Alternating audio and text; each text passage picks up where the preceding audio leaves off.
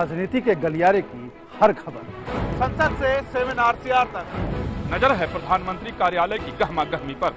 दिखाएंगे बंद कमरों की फाइलों और फैसलों का सच, रखेंगे पैनी नजर, लाएंगे हर खबर आपके पास पूरे भरोसे के साथ। लाइव इंडिया, खबर हमारी, फैसला आपका।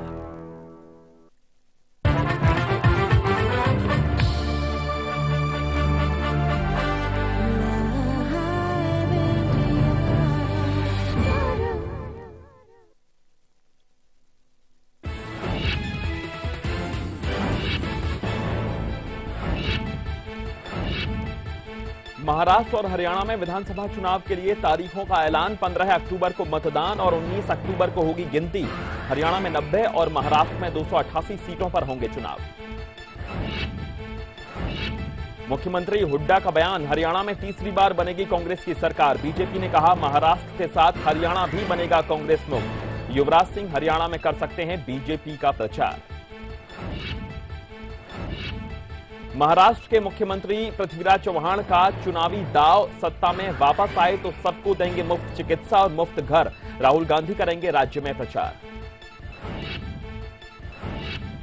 पीएम के साथ संबंध पर बोले राजनाथ, मोदी के साथ संबंध मधुर हैं, मधुर रहेंगे। तो प्रधानमंत्री में गृह मंत्री राजनाथ के बेटे पर लगे आरोपों के बाद उठा था विवाद। अलकायदा प्रमुख अल जवाहिरी पर बोले गृह मंत्री, सरकारी एजेंसियां कर रही हैं सीडी की जांच, देश की जनता को घबराने की जरूरत नहीं। सिमी पर प्रतिबंध 5 साल के लिए बढ़ाया। मुंबई के विरार में भी सामने आया लव जिहाद का मामला। नाबालिग लड़की के गर्भवती होने पर शादी के लिए धर्म परिवर्तन का डाला दबाव। कश्मीर में अब भी लाखों लोगों को राहत का इंतजार। सेना और एनडीआरएफ की टीमों ने बचाए 1,30,000 लोग। राज्य सरकार का ऐलान, 6 महीने राशन मिलेगा मुफ्त।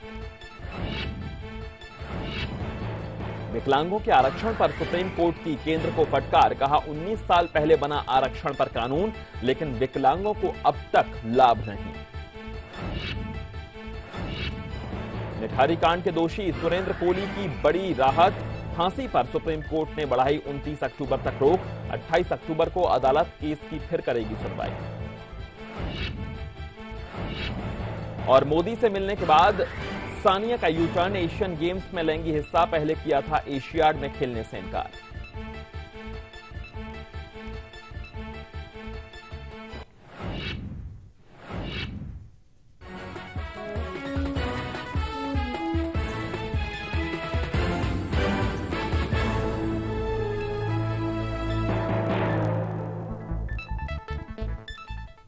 नमस्कार, आपके साथ मैं हूं देवेश के वशिष्ठ। आप सभी का स्वागत है। देश के 2 राज्यों के लिए चुनावी रणभेरी बज गई है। चुनाव आयोग ने महाराष्ट्र और हरियाणा में चुनावों की तारीखों का ऐलान कर दिया है। महाराष्ट्र और हरियाणा विधानसभा चुनाव के लिए चुनाव आयोग ने तारीखों का ऐलान कर दिया है। महाराष्ट्र और हरियाणा विधानसभा के लिए 15 अक्टूबर को वोटिंग होगी। महाराष्ट्र की 288 सीटों के लिए वोट डाले जाएंगे, तो हरियाणा की 90 सीटों के लिए 15 अक्टूबर को वोटिंग होगी। महाराष्ट्र और हरियाणा में 19 अक्टूबर को वोटों की काउंटिंग की जाएगी। Date of poll will be on 15th October, which is Wednesday. It's only one day poll in both the states, and the counting on 19th October. 20 सितंबर से 27 सितंबर तक नामांकन भरे जाएंगे। 29 को नामांकन की जांच की जाएगी। इस बार चुनाव आयोग और सख्त हुआ है। चुनाव के लिए उम्मीदवारों को नामांकन के हर कॉलम को भरना होगा। कॉलम छोड़ने पर नामांकन को रद्द किया जाएगा। ईवीएम में नोटा का भी विकल्प होगा। विधानसभा के इन चुनाव के लिए महाराष्ट्र में 90,403 पोलिंग बूथ होंगे। वहीं हरियाणा में 16,244 पोलिंग बूथ बनाए जाएंगे। महाराष्ट्र में 8 करोड़ 25 लाख वोटर विधानसभा चुनाव में वोट डालेंगे। हरियाणा में 1 करोड़ 61 लाख वोटर्स अपने मताधिकार का इस्तेमाल करेंगे। चुनाव आयोग की तारीखों के ऐलान के बाद इन दोनों ही राज्यों में आचार संहिता लागू हो गई है। वहीं चुनाव आयोग का कहना है कि जम्मू कश्मीर में हालात सामान्य होने के बाद विधानसभा चुनाव के बारे में विचार किया जाएगा। Kumar Gaurav, live India, Delhi. महाराष्ट्र और हरियाणा में चुनाव की तारीखों का ऐलान हो गया है। इस पर सियासी दलों का क्या कहना है वो हम आपको सुनवाते हैं। इस प्रकार से सहयोग और समर्थन मिल रहा है कांग्रेस पार्टी को, उसके आधार पर मैं कह सकता हूं हरियाणा में तीसरी बार कांग्रेस पार्टी की सरकार बनने जा रही है। बीजेपी पूरी तरीके से तैयार है, हमारा अलायंस तैयार है, हम लोग बिल्कुल चुनाव लड़ने के लिए तैयार है और हम छोड़ दीजिए, जनता तैयार है। लोकतंत्र में किसको चुनकर लाना है जनता के हाथ में, और जनता ने फैसला कर लिया है कि ये जो अनाचारी, अत्याचारी, भ्रष्टाचारी और दुराचारी कांग्रेस और राष्ट्रवादी की सरकार है, इसको जनता दूर करेगी और हमारी सरकार को लाएगी। जहां तक हमारी पार्टी एनसीपी का प्रश्न है, हम लोग तो पूरी मुस्तैदी के साथ अपनी तैयारियां शुरू कर चुके हैं। हमारी मीटिंगें लोकसभा के चुनावों के तुरंत बाद होनी शुरू हो गई।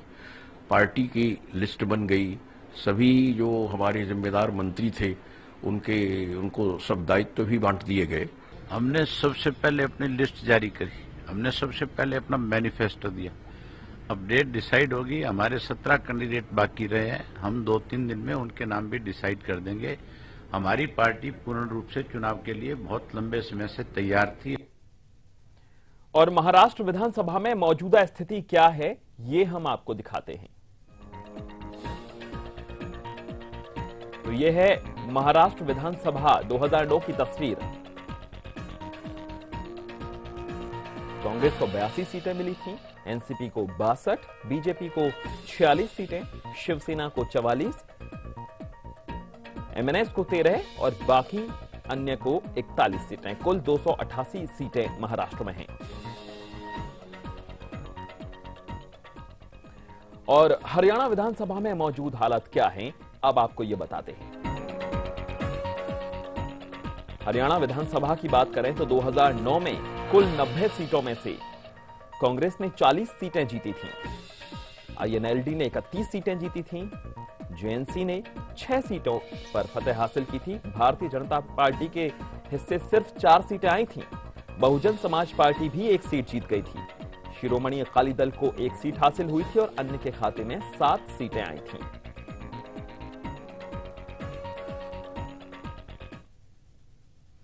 हरियाणा और महाराष्ट्र में विधानसभा चुनावों की तारीखों के ऐलान के ठीक बाद युवराज सिंह की बीजेपी अध्यक्ष अमित शाह से मुलाकात के बाद उनके बीजेपी के टिकट पर चुनाव लड़ने की अटकलों ने जोर पकड़ लिया। बहुत मुमकिन है कि युवराज सिंह हरियाणा विधानसभा चुनाव में बीजेपी के लिए प्रचार कर सकते हैं।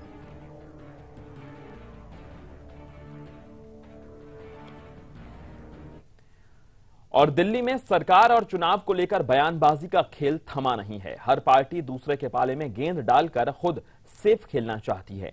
गृह मंत्री राजनाथ सिंह खुद दिल्ली में सरकार बनाने की बात को लेकर तो कहीं कुछ नहीं बोले, लेकिन उन्होंने उपराज्यपाल पर बात डाल दी। दिल्ली में सरकार कौन बनाएगा और सरकार बनाने के आंकड़े तक कैसे पहुंचा जाएगा, इस पर सस्पेंस अभी भी बरकरार है। गृह मंत्री राजनाथ सिंह के बयान से भी कोई तस्वीर साफ नहीं हुई। राजनाथ दिल्ली में सरकार बनाने के सवाल पर गोलमोल जवाब देते हुए नजर आए। सरकार कैसे बनेगी इसका ठीकरा वो उपराज्यपाल पर फोड़ बैठे।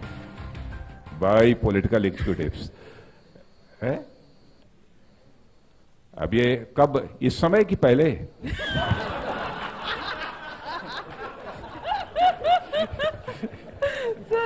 ठीक है, वैसे मैं समझता हूं कि इस गवर्नमेंट में ऐसा नहीं हो सकता, इसकी कल्पना भी नहीं कर सकते। उधर कांग्रेस शीला के बयान की सफाई देते नहीं थक रही है। कभी उनके बयान को गलत लिए जाने की बात कह रही है तो कभी बीजेपी के समर्थन पर सिरे से इनकार करती हुई नजर आ रही है।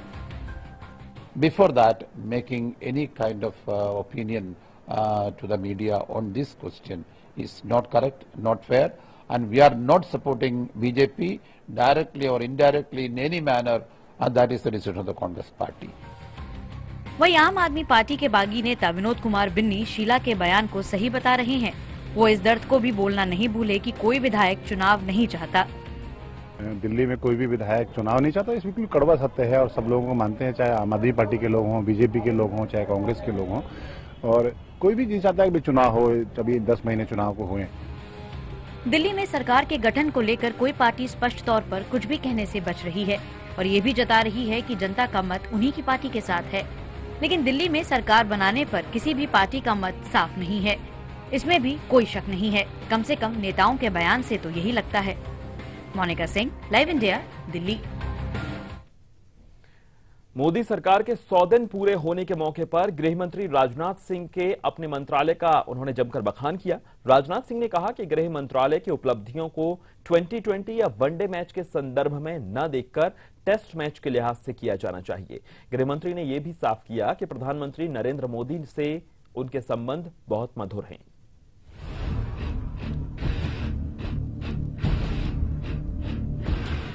एनडीए सरकार में नंबर 2 की रस्साकशी के बीच जब गृह मंत्री राजनाथ सिंह से सवाल किया गया कि प्रधानमंत्री नरेंद्र मोदी से उनके संबंध कैसे हैं, तो गृह मंत्री ने बड़ी बेबाकी से इस सवाल का जवाब दिया। संबंधों की बात आई है, जरा रुक जाइए जी। संबंध मधुर थे, मधुर हैं और मधुर रहेंगे। दरअसल ये मौका सरकार के 100 दिन के कामकाज पर अपने मंत्रालय की उपलब्धियों की जानकारी के लिए था, तो स्वाभाविक था कि राजनाथ से कुछ तीखे सवाल भी पूछे गए, खासकर लव जिहाद को लेकर। लेकिन गृह मंत्री ने इस सवाल का जवाब खुद ही एक सवाल पूछकर दिया। मैंने ये है क्या, पहले मुझे इसकी डेफिनेशन समझना पड़े। आतंकवाद के खात्मे पर गृह मंत्री ने कहा कि ये मुद्दा सरकार की सबसे बड़ी प्राथमिकताओं में से एक है और अगर कोई भी हिंसा का रास्ता छोड़कर बात करना चाहेगा तो वो उससे बात करने के लिए तैयार है। Ajit Pratap Singh, live India, Delhi. जम्मू कश्मीर में 109 साल के बाद सबसे बड़ी विपदा से लाखों लोग तबाह हो गए हैं। धरती का स्वर्ग कहे जाने वाले कश्मीर में बाढ़ की वजह से बुरी तरह से तबाही हुई है। जम्मू कश्मीर में लाखों लोगों को सेना की मदद से बचाया जा चुका है, लेकिन अब भी कई लोगों को मदद की आस है।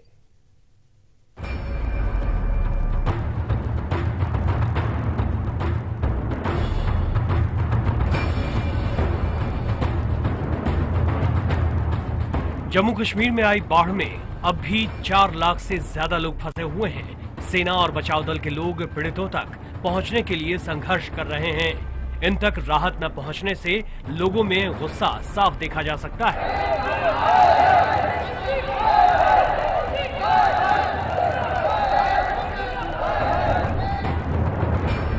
लाइव इंडिया की टीम जब लाल चौक के पास पहुंची, यात्री सरकार पर अपनी नाराजगी जाहिर करते नजर आए। मेरा नाम सर्वेश है और मैं जलंधर से आया हूं, पंजाब से। मुझे यहाँ पे फंसे हुए कम से कम 7 दिन हो गए हैं और ना कुछ खाने को मिलता है ना कुछ। ये हेलीकॉप्टर वाले आते हैं ऊपर, मुआयना करके चले जाते हैं। राजनाथ सिंह आए यहाँ पे, उन्होंने कुछ नहीं किया। मोदी आया यहाँ पे, उसने कुछ नहीं किया। हम लोग यहाँ पे फंसे हुए कम से कम 250 आदमी हैं। खाने को है, पीने को पानी नहीं है। तो हमारे गवर्नमेंट के लिए किसी ने हमारी हेल्प नहीं की और हम यहाँ पे खाने को तरस रहे हैं। हमारे कश्मीरी भाई आते हैं यहाँ पे, लोकल आदमी आते हैं, जो आवाम है यहाँ की, वो आती है, हमें सुबह देके जाती है खाना, रात को देके जाती है। उन्हीं के सहारे हम यहाँ पे पानी पी रहे हैं, खाना खा रहे हैं। जम्मू कश्मीर में आई सदी की सबसे भीषण बाढ़ में अब तक करीब 215 से ज्यादा लोगों की मौत हो चुकी है। सेना, वायुसेना और एनडीआरएफ के जवान दिन रात एक कर राहत कार्यों में जुटे हैं। जम्मू कश्मीर में आई तबाही की ये सबसे ताजा तस्वीरें हैं। शुक्रवार को भी सेना समेत सभी एजेंसियों का राहत और बचाव का काम जारी रहा। मौसम साफ होने की वजह से हेलीकॉप्टर्स की उड़ानें भी बढ़ाई गई हैं, जिससे राहत काम में तेजी दिखी। राहत भरी बात यह है कि कश्मीर घाटी में बाढ़ का पानी घट रहा है, जिससे बचाव टीमों को फंसे हुए लोगों को निकालने में मदद मिल रही है।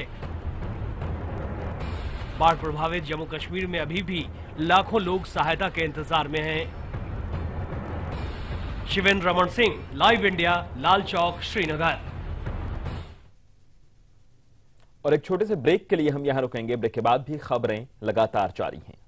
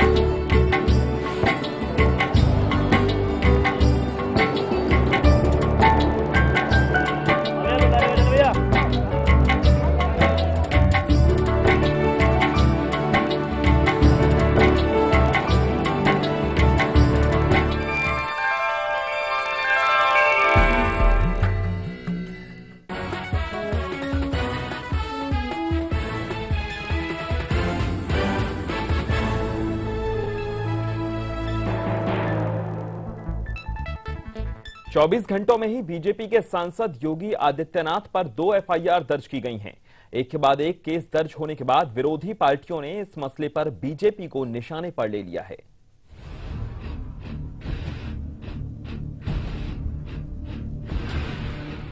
भड़काऊ भाषण देने के मामले में योगी आदित्यनाथ पर नोएडा में भी एक एफआईआर दर्ज हुई है। नोएडा में उपचुनाव के लिए 7 सितंबर को बीजेपी प्रत्याशी के समर्थन में जनसभा को संबोधित करने आए बीजेपी सांसद योगी आदित्यनाथ के खिलाफ नोएडा के सेक्टर 39 थाना क्षेत्र में धारा 153A, 295A, 505 आईपीसी 125 के तहत केस दर्ज किया गया है। पुलिस ने मामला दादरी तहसीलदार की शिकायत पर दर्ज किया। लखनऊ के बाद नोएडा में केस दर्ज होने के बाद योगी समेत बीजेपी के खिलाफ विरोधी पार्टियों ने मोर्चा खोल दिया है।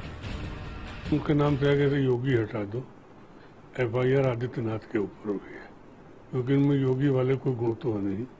वो तो जिस तरीके से बोल रहे हैं, जिस तरीके से बात कर रहे हैं, वो तो बिंदस्ता फैलाने वाले बात कर रहे हैं, सांप्रदायिकता तनाव फैलाने बात कर रहे हैं। अगर चुनाव आयोग ने कोई निर्देश दिया है तो उम्मीद ये है कि राज्य सरकार उस निर्देश का पालन करेगी। जिस प्रकार का उन्होंने भड़काऊ भाषण दिया है और जिस तरह से उन्होंने चुनाव आयोग के निर्देश का उल्लंघन किया है, उसके बाद उन पर मुकदमा होना अनिवार्य था। वहीं इस मसले पर अब तक योगी आदित्यनाथ का खुलकर बचाव कर रही बीजेपी के तेवर अब कुछ नरम पड़े हैं। गृह मंत्री राजनाथ सिंह ने कहा है कि इस मसले पर कानून अपना काम करेगा, लेकिन साथ ही बीजेपी ये भी कह रही है कि योगी पर कार्रवाई के फेर में यूपी की राज्य सरकार हड़बड़ी में कई गड़बड़ियां कर रही है। ये अपना कानून को जो काम करना है कानून काम करेगा। चुनाव आयोग ने जो नोटिस भी दी है उसका जवाब पार्टी दे देगी और उसमें हमें लगता है कि कहीं ना कहीं जो है वो उत्तर प्रदेश की सरकार हड़बड़ी में चौतरफा गड़बड़ियां कर रही है। दरअसल मौके को देखकर इस मसले पर सभी सियासी पार्टियां अपने अपने लिहाज से इस पर सियासी रोटियां सेक रही हैं। बीजेपी जहां ध्रुवीकरण की जमीन पर अपनी सियासी राजनीति चमकाने की जुगत में है, तो वहीं दूसरी पार्टियों को भी इसमें अपने लिए बराबर राजनीति की गुंजाइश नजर आ रही है। लखनऊ से राघवेंद्र त्रिपाठी और श्री शुक्ल के साथ नोएडा से bureau report, live India, Lucknow. और महाराष्ट्र की चुनावी जंग में दिलचस्प समीकरण देखने को मिल सकते हैं। नासिक नगर पालिका के नतीजों से इसके संकेत मिलने लगे हैं, जहां 2.5 साल पुराना बीजेपी और एमएनएस गठबंधन टूट गया है और राज ठाकरे की एमएनएस ने कांग्रेस एनसीपी के समर्थन से मेयर का चुनाव जीत लिया है।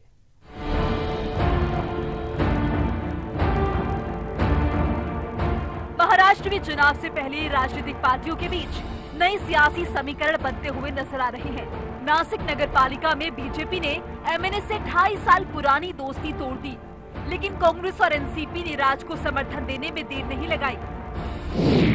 नासिक नगर पालिका में सदस्यों की संख्या 122 है। बहुमत के लिए 62 सदस्यों की जरूरत होती है।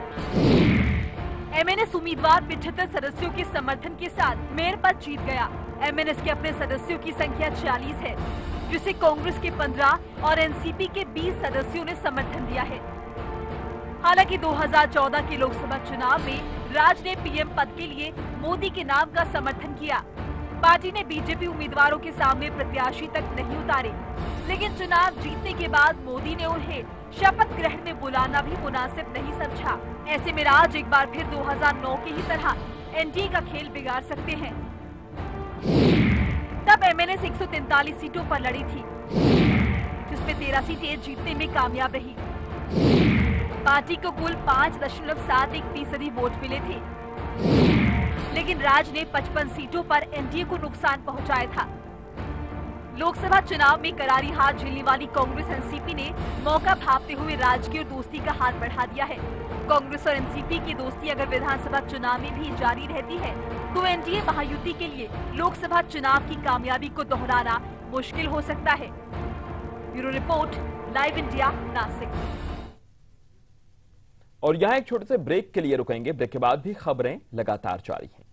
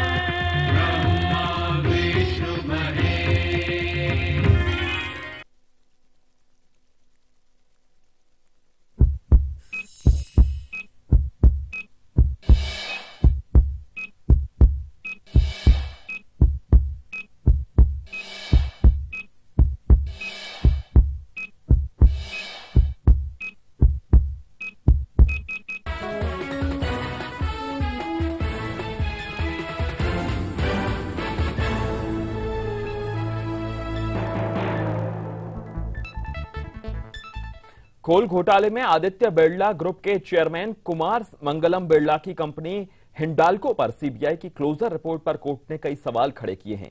दिल्ली के स्पेशल सीबीआई कोर्ट ने क्लोजर रिपोर्ट पर नाराजगी जाहिर करते हुए बड़े अधिकारियों को अदालत में बुलाने का आदेश दिया है।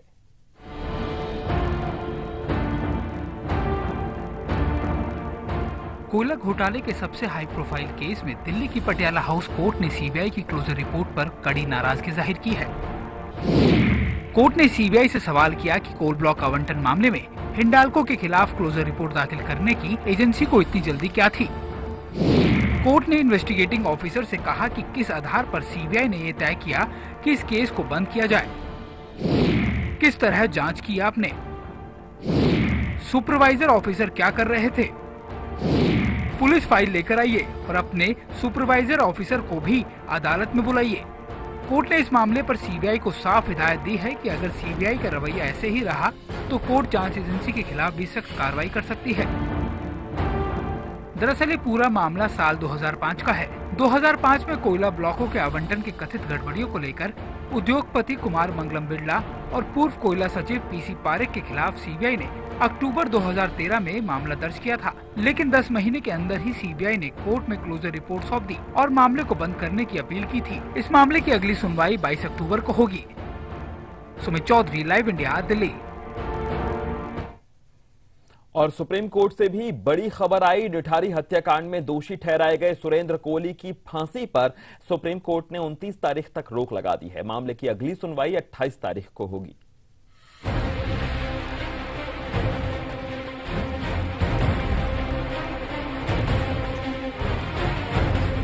कोहली के मामले में अब सुनवाई 28 अक्टूबर दोपहर 2 बजे होगी। इससे पहले कोहली को 12 सितंबर तक फांसी दी जानी थी।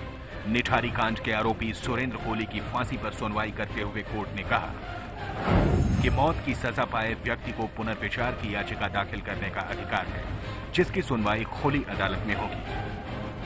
You probably know his conviction is based on his confession. So we asked for a copy of his 168 statement and a copy of the medical evidence and the copy of the statement under section 311. Ma'am, Hindi में भी जानना चाहेंगे, आज सुरेंद्र कोहली की review petition पे सुनवाई हुई supreme court में, क्या है? कोर्ट ने हमें 28 अक्टूबर को तारीख दी है।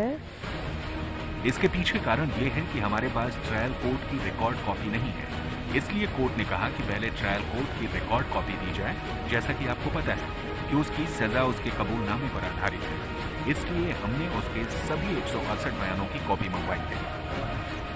सुप्रीम कोर्ट ने इससे पहले 8 सितंबर को कोहली की फांसी पर अंतरिम रोक लगा दी थी। कोहली इस समय मेरठ सेंट्रल जेल में बंद है। निठारी हत्याकांड में कुल 16 मामले दर्ज किए गए हैं। इनमें से 5 मामलों में कोहली को मौत की सजा सुनाई गई है। अखिलेश राय, लाइव इंडिया, दिल्ली।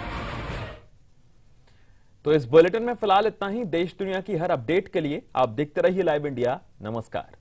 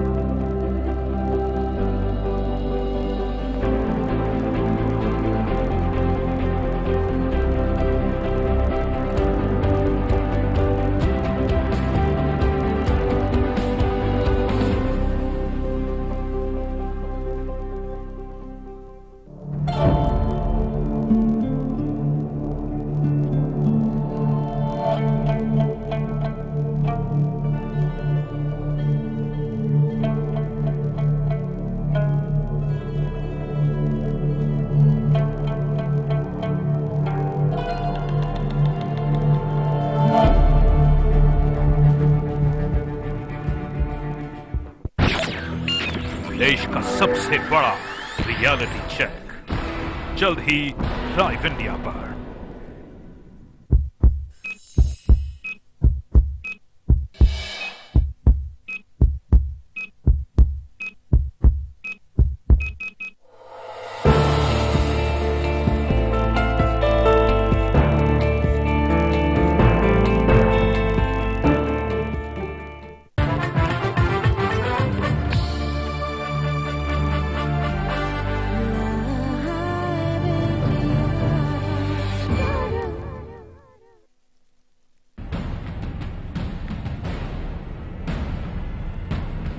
पीने का चावल डूबा तेल। लोगों में रोष है, लोगों में गुस्सा है यहाँ की सरकार के प्रति। आप देख रहे हैं लाइव इंडिया और मैं हूं आपके साथ रोशन मिश्रा। आसमान से गिरी आफत ने जन्नत की सूरत बदल कर रख दी है। बाढ़ का पानी तो कम हो रहा है, लेकिन मुसीबतें कम होने का नाम नहीं ले रही हैं। अब भी कई लोग ऐसे भी हैं जो अपना घर छोड़ने को तैयार नहीं है, लिहाजा इनके लिए सेना और दूसरी एजेंसियां दिन रात खाना और पानी पहुंचाने में लगी हैं। पानी कम होने के साथ ही अब लोगों को बीमारियों का डर सताने लगा है। ग्राउंड जीरो की पूरी हकीकत आज हम आपको दिखाएंगे लाइव इंडिया पर।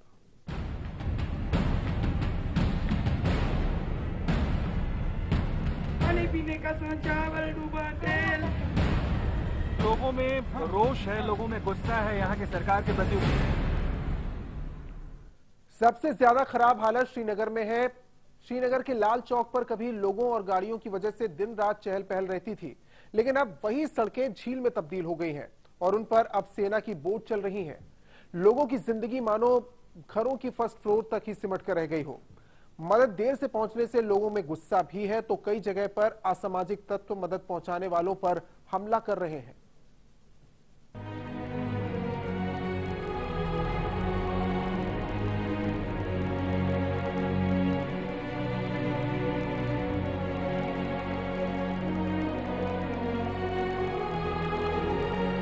आसमान से आई आफत ने हिंदुस्तान के सिर को पूरी तरह से जख्मी कर दिया है।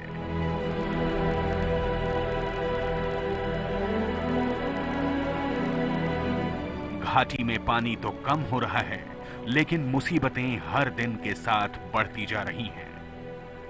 हर दिन के साथ लोगों को जिंदगी जीने के लिए जंग लड़नी पड़ रही है।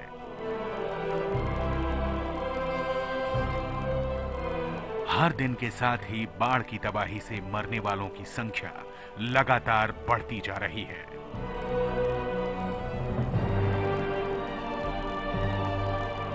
सबसे ज्यादा खराब हालात श्रीनगर में हैं। आफत के हफ्ते भर से ज्यादा गुजर जाने के बाद भी श्रीनगर के लाल चौक की तस्वीर इसकी बेचारगी बयां कर रही है।